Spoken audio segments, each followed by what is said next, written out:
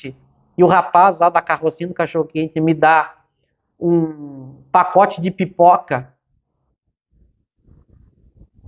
Nota, eu estou dando exemplos banais para a gente entender. Agora eu vou dar mais, vou dar mais uma modificada na analogia para a gente entender. Imagina eu comprar uma pizza deliciosa, ou um próprio cachorro-quente, para usar o exemplo, e a salsicha está estragada, o molho está podre.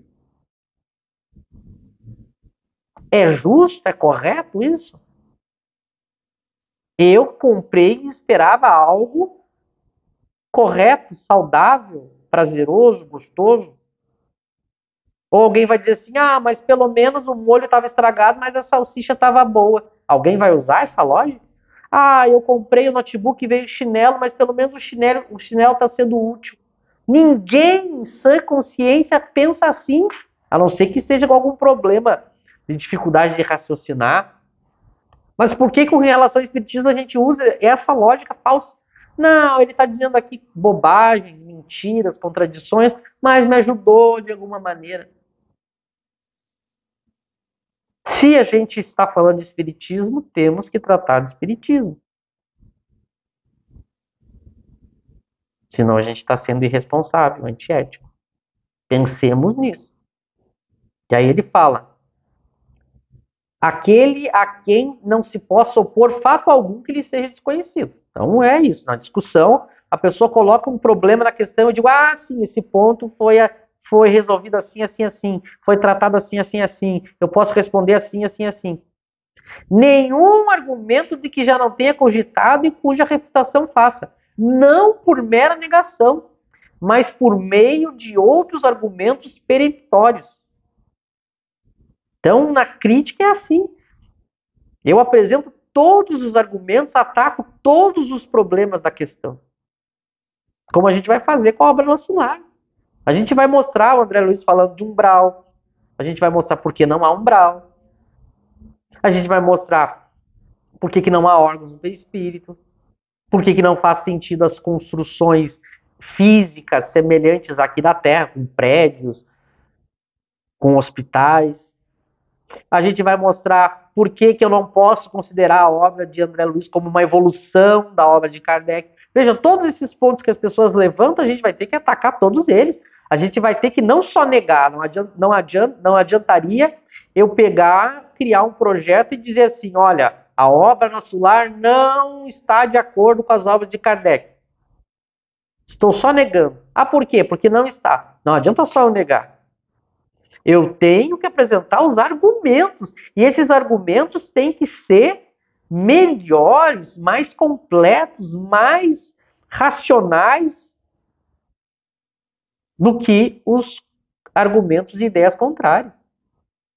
Notem como deve ser uma discussão e uma crítica séria. Aquele que finalmente que possa indicar para os fatos averiguados causa mais lógica. Então eu tenho que apontar, e é o que a gente vai se propor a fazer, usando Kardec. Kardec vai ser o parâmetro. E aí ele termina dizendo, tal crítico ainda está por aparecer, né? É muito interessante isso porque, com relação aos que atacam o espiritismo, que era o que ele estava falando aqui, isso se mantém, tá? Passados mais de 150 anos,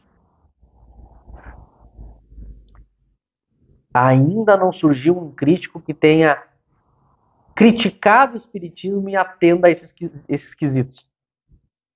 Muito interessante a força do argumento kardeciano, a força da teoria das obras de Kardec, desse espiritismo que está lá, nessas 23 obras. Porque passados todos esses anos, quando a gente vai ver alguém criticando a obra de Kardec, a pessoa não atendeu essas exigências que ele coloca aqui. Então a gente poderia dizer com Kardec, tal crítico ainda está por aparecer. E a gente vai ver que as pessoas que defendem a obra Nosso Lar, a gente pode dizer a mesma coisa. Onde estão os críticos sérios?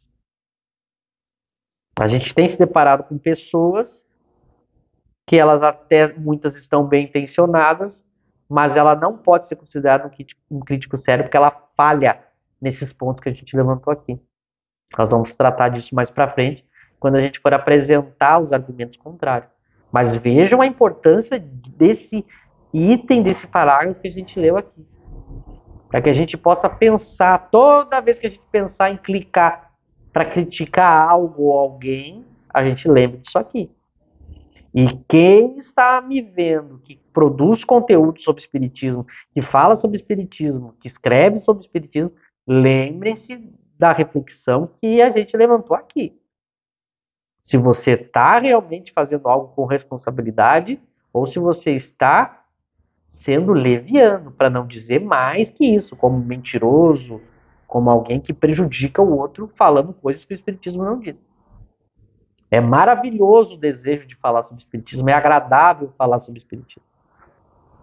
Mas então se prepare, estude, seja responsável, fale só sobre aquilo que você entendeu. Isso é muito importante. Que a gente possa refletir sobre isso e com paciência até o próximo estudo.